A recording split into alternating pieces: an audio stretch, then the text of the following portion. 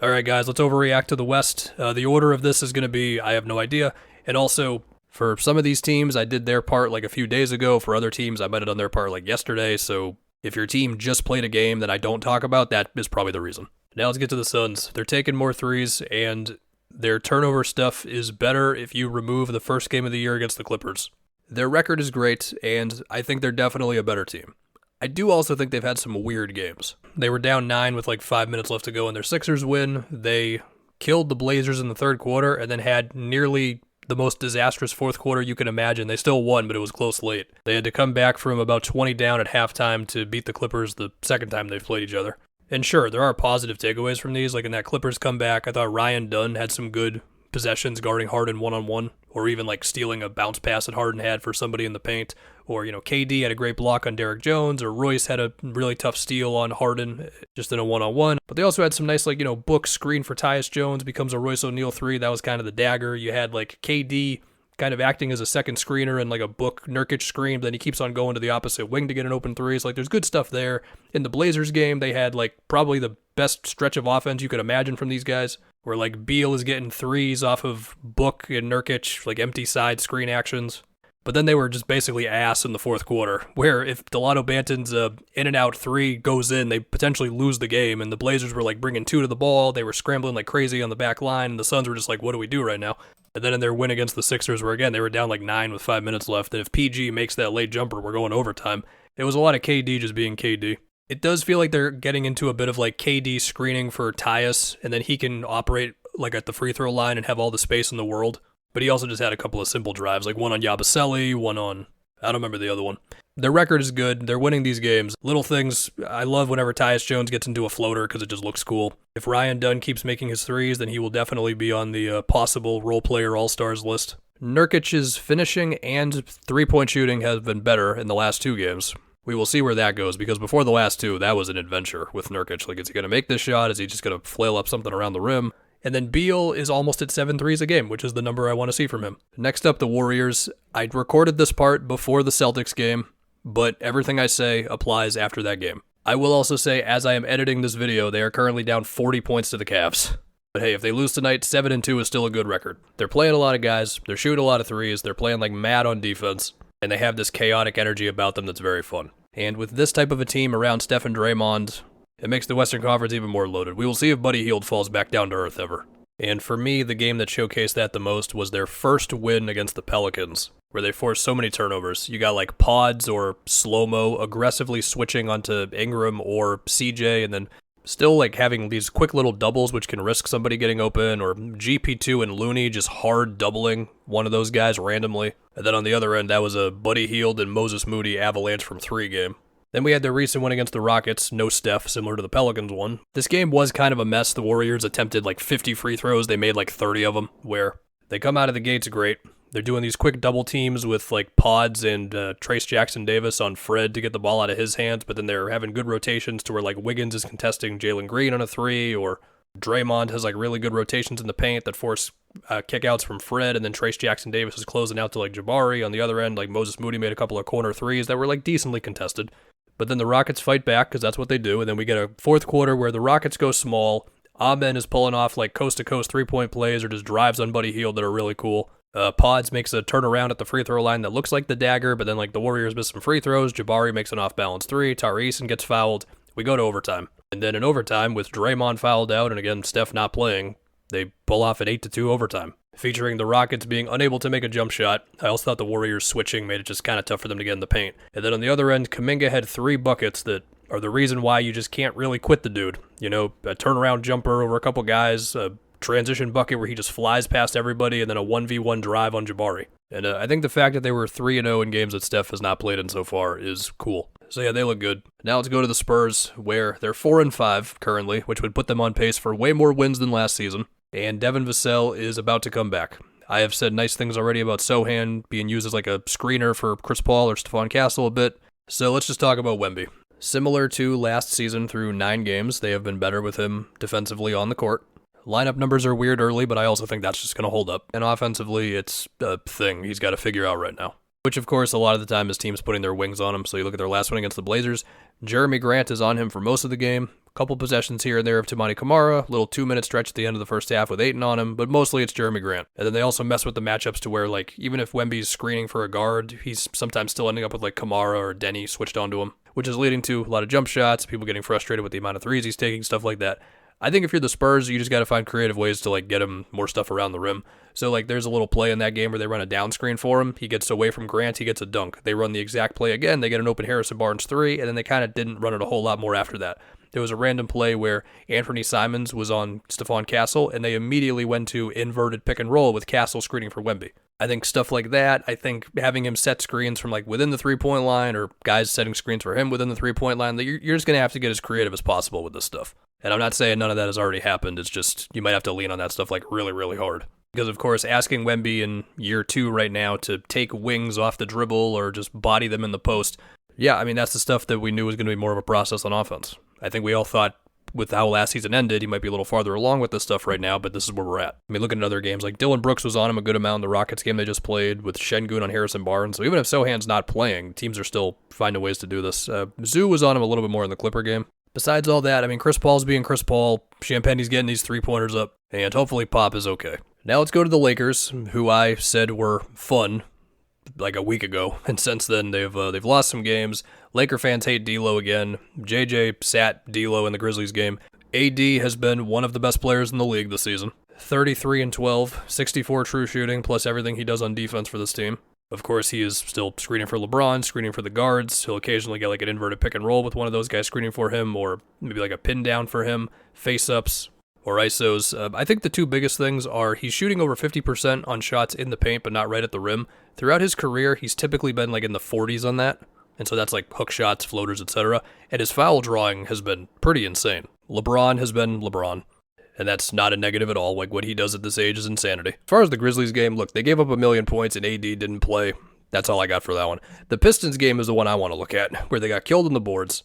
And sure, while some of them were like weird bounce that went away from AD, or AD was out of the paint for defense reasons, switching, closing out, whatever. Some of them were also Jalen Duren or Isaiah Stewart just kind of being madmen around the rim. And the Lakers did not feel ready for that. It also didn't feel like they were just ready to get back all the time. Like maybe Tobias blocks D'Lo at the rim, where D'Lo was trying, especially in that first quarter, to just like take on multiple Pistons defenders, push off of makes and stuff, and he was just missing a bunch of layups. And so then the Pistons are coming back, and then you got plays where like AD's got to be the one to come out of the paint to guard Hardaway so he's not just wide open from three, and then that just means AD's not there to protect the basket. And also they just couldn't contain Ivy at all. He was getting by Austin Reeves a bit. Then you had the loss versus Cleveland, where, I mean, admittedly, the Cavs went scorched earth from three in that first quarter. And then in the fourth, it was Evan Mobley going off. But I also thought Cleveland, especially in the first half, just affected the Lakers defensively. You got like Jared Allen just from playing drop on a pick and roll, blocking AD, or him and like Niang doubling AD, and then Sam Merrill closing out well to Gabe Vincent for three. Also, Gabe Vincent is, he hasn't played many games for the Lakers, but he is reaching critical levels of like, dude, can you make a jump shot? He is 4 for 22 from three this season. In before, he goes like 5 for 6 from three in their next game. Speaking of threes, the Lakers are shooting basically the same amount of threes as last year, 32 a game. And we all know JJ was preaching getting more up during the offseason. Next up, we go to the Jazz, and I am just going to read the first sentence from the Jazz Wikipedia page. The Utah Jazz are an American professional basketball team based in Salt Lake City. Now we go to Dallas. Some weird things early on. Luka's shooting, by his standards, has been up and down. He was better in their last one against the Bulls. PJ Washington's shooting has been bad so far. They're doing way better in the Lively minutes than the Gafford minutes. I think starting Gafford gets the most out of Gafford, and you can always just play Lively more than him anyway, which has mostly been the case so far. Clay's shot has been good, Kyrie has been normal Kyrie. So what do the games look like? Well, they couldn't guard the Pacers in the last one. Or it was the last one when I recorded this part. Then you also had like a couple of rough losses to the Rockets and the Suns, and then you had a win versus the Wolves, where my takeaway was Luka owns the Wolves, and he didn't even play that great in the game overall, but he had the big shot late. As far as that Pacers game, Miles had 5 threes, and pretty much all of them were Gafford trying to stay in the paint to protect, and then somebody else has to rotate out to him. Lively was not playing in this one. They also got probably Halliburton's best game of the season, where he was beating guys off the dribble, whether it was Kyrie, whether it was Dinwiddie, Quentin Grimes, and then Siakam was cooking, mostly PJ and Najee. And then as far as the Wolves win, I mean, Kyrie would be the number one reason they won that game, with Luka not shooting great overall, including a third quarter where he had a couple of deep threes and a play where he pump faked Rudy basically off the court to get a layup. But besides that, in that Wolves game, like maybe I'm just too Derek Lively pilled, but I mean, he had multiple possessions of just like good dropping defense on screens against like Dante or Nickeil Alexander-Walker, or like a possession where he switched onto Edwards, an offensive rebound that leads to a Quentin Grimes 3 in that third quarter. Like, I just love Derek Lively, man. Overall, Dallas looks good. And defensively, with Clay out there, I mean, it's the same as the rest of the team. When Lively is out there with Clay, they're good on defense. Again, lineup numbers this early on can be swayed by just a couple stretches here and there. Luka gets back to his normal shooting stuff. PJ gets his three-pointers back under control. They'll be fine. They'll be in the mix once again. Do they rely too much on difficult shot making from Luka and Kyrie? Yes, but oh well. Next up, we go to the Pelicans. I got nothing. Do you want to know what the starting five was for their last game? It was Ingram, BJ Boston, Alvarado, Zion, and Yves Missi. What do you want me to do here? This team is meant to have DeJounte and CJ and Herb Jones and Trey Murphy. And a question about who the hell comes off the bench, and instead it's just, who do we got? I mean, Jordan Hawkins was supposed to be one guy to step in, and now he's hurt. Yves Missi's been pretty good. Now let's go to OKC. The defense has been great. They're forcing 1 million turnovers. At the time of me recording this, they are first in the league in steals as well as blocks, and they are a close second behind the Grizzlies in deflections per game.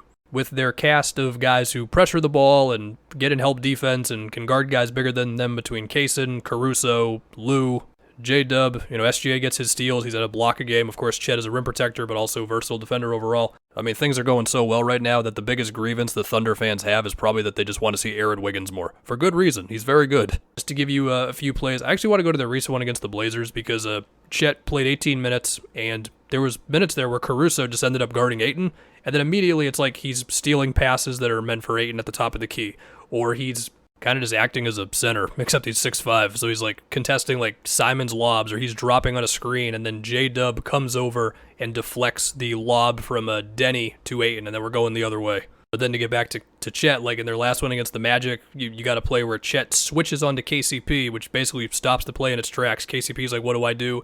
He tries to throw a routine pass at the corner, and J-Dub jumps that pass. And then to take it to the other side of the floor, like you look at their recent win against the Clippers, where offensively, besides just SGA, please be SGA, it's like Lou Dort pull-up twos after SGA collapses the defense, or J-Dub and Aaron Wiggins running a screen action, which becomes Chet driving from the corner, and then he finds Wiggins in the dunker spot for a layup. Like, OKC's just been great. And I think for me, what I'll be monitoring is, of course, when iHeart is back and we get to see the iHeart Chet lineup. I've said that enough times. And then just where Chet and J-Dub's scoring gets to by the end of the season. Let's see, the Nuggets one's probably not going to take as long because I feel like there's already been so much conversation with them early in the season. So just little updates. Okay, Gordon and Murray are currently out.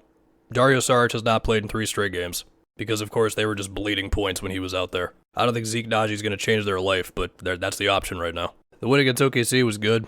MPJ and Christian Brown were feasting off of doubles on Jokic, whether MPJ threes or, I mean, that transition one he had after the Payne Watson block on Caruso was crazy, but also like Christian Brown cutting off the Jokic doubles. And Russ has been good in the last 2. I'm pretty sure the voters are not going to give Jokic a 4th MVP.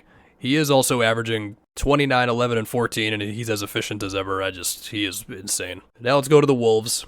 I have to assume they're happy with Randall on offense. I think Jaden and Dante hopefully just can get their shooting going. Jaden did shoot well in their last one against the Bulls, so that's good. Dante, he had a nice 2-game stretch of shooting, but then against the Bulls, he was a little off. Their 3-point rate is definitely higher than last year. We all know Ant is taking a lot, although he has actually taken less than 10 the last 2 games. Whether that matters or not, I don't know. Anyway, all that's cool. The Wolves have not been good enough defensively so far this season. And you can find a quote from basically anybody involved about it. I mean, Ant just had a quote after their win against the Bulls where he's like, yeah, we have to start playing defense before we go down.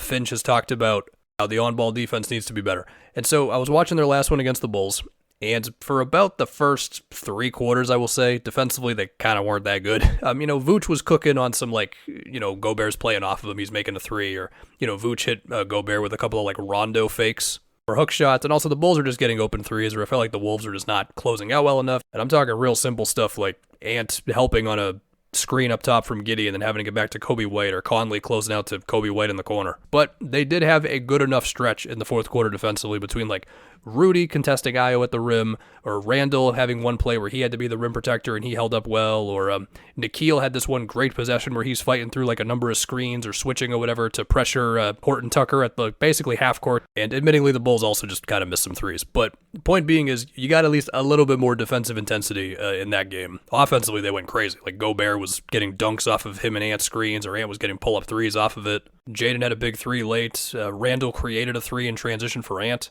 And then there was also that win against the Nuggets where they were down 10 with, I think, 3 minutes left. Nikhil had maybe the best 3-minute stretch of his career. He makes 2 threes, and he also has 2 steals. And one of them was very dangerous because he was just reaching in on Jokic out of nowhere. And then Ant just made big shots on the other end late. So I do think there is still a great team in here. Through 8 games, it hasn't popped out like that, but there's been enough little things here and there. They blew out the Hornets, if you care. Anyway, that's the Wolves. Now let's go to the Rockets, a team that I am quite fond of ever since Udoka took over. So defensively, they're still awesome. And their last game against the Knicks, especially the second half, was pretty crazy. Like, the Knicks' offensive rating, I think, was like 93. The number one thing was Amen's defense on Brunson. I mean, Amen played 33 minutes in that game. He played 21 minutes in the second half alone. And it felt like every single time he was on Brunson, it was either a very good contest or it was Brunson having to pick the ball up and then just throw it out of there. Then as far as like team defense stuff, like Dylan Brooks was on Cat and he was battling Cat in the post. Cat scored on him one time. Brooks got him on a turnover another time. Cat got 1,000,000 offensive rebounds, but he wasn't able to convert all of them. You know, Şengün's on Josh Hart, so we're doing the like Josh Hart screen for Brunson thing a little bit. But also then Brooks could switch onto Brunson if Cat was going to screen for Brunson. And also they would do some smart stuff where like Fred would switch off ball with Steven Adams to where if Jericho Sims wanted to screen for Brunson, Fred could now just switch onto him and his one-on-one defense on Brunson was good as well. It's a Udoka defense, you know what it looks like. As far as the offense, I mean, most of their guys are not shooting well from the field right now. Like Fred's got a 46 true shooting. He's still the floor general. He's still the best shot they have of an actual offense. And also he's just like not turning the ball over. But still, you got to be better than 46 true shooting. He was better in the last one against the Knicks. Şengün has had 2 games so far this year that would back up my prediction of him being an all-star this season. Jalen Green, in typical Jalen Green fashion, he's had some crazy games this year where the jumpers are going in, and he just went 5 for 15 against the Knicks. So basically, if Fred, Şengün, and Jalen Green can all have efficient scoring nights in the same time and they have this awesome defense, they can be really good. But one thing with Udoka is we know he's not afraid to do something with the rotations. But you know, Amen and Tyrese, and when they get in there, they're going to play like madmen. So, yeah. Also, shout out Jabari. That's the Rockets. They're fun. Now let's go to the Grizzlies. Ja's back. Great to see him.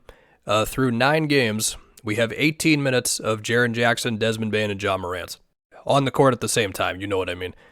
Hopefully, at some point, we are going to get an actual stretch of games where these 3 are just playing together a lot, because it has not happened for a long time. Yes, Taylor Jenkins also prefers to not have guys play like mid to high 30s in minutes.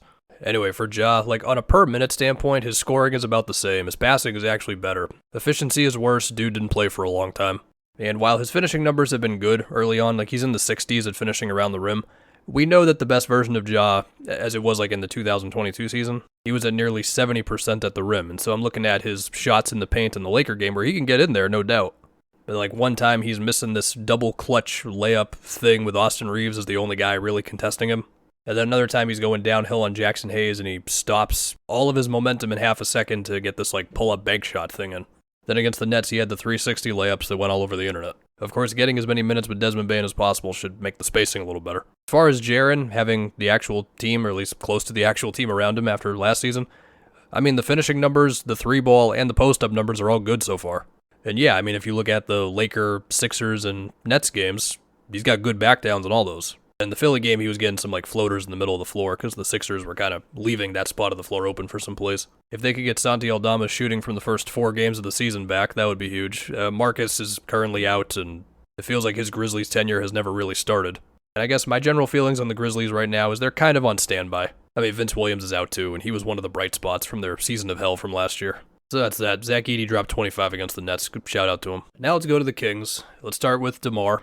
25 a game on 62 true shooting. That's everything they could have asked for so far.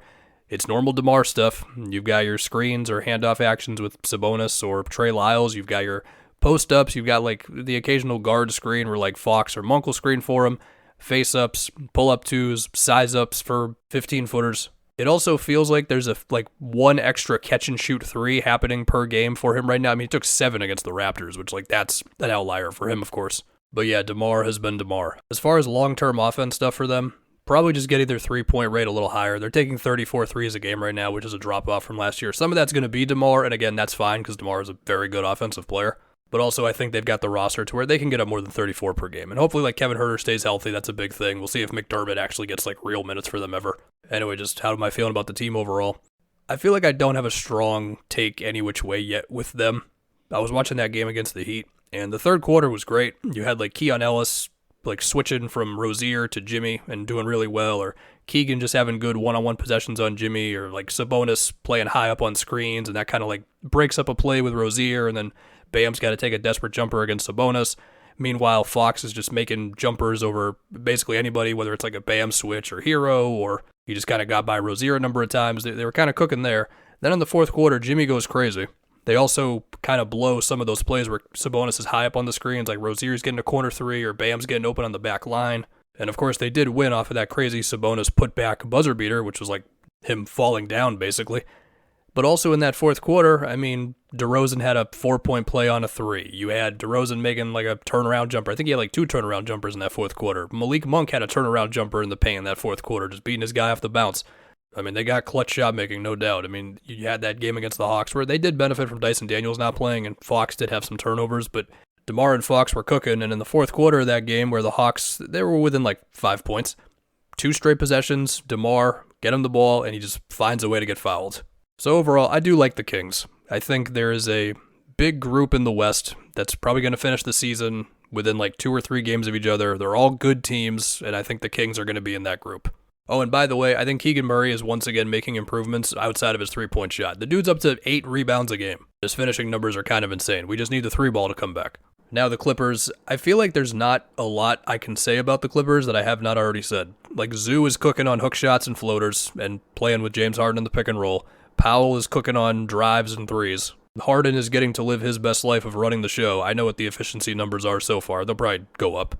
And this team between Derek Jones and Zoo and Chris Dunn, T-Man, they're just going to fight and claw their way through the season. They're going to hope for Kawhi to come back, and there you go. I mean, as of right now, very early in the season, all that stuff, I know. They're a top 10 defense. Not surprised at all. Now we go to the Blazers. Shaedon Sharpe just came back, so that's cool. I think I'm mostly just going to talk about Scoot, unless you really wanted to hear some DeAndre Ayton opinions. Scoot can pull off plays that are cool, like beating Stephon Castle in a 1v1 down the court. Or again, covers a lot of ground with his gather step to get around Zoo for a layup. And I do think he can pull off good passes as well. It's just like, he's averaging 12 points on 50 true shooting. There's not a lot to do here. I mean, if you were hoping for the Anthony Simons, I can be the leader of a team jump, it has not happened so far. So keep an eye on Sharpe. It's going to take a minute with Klingon, that's fine.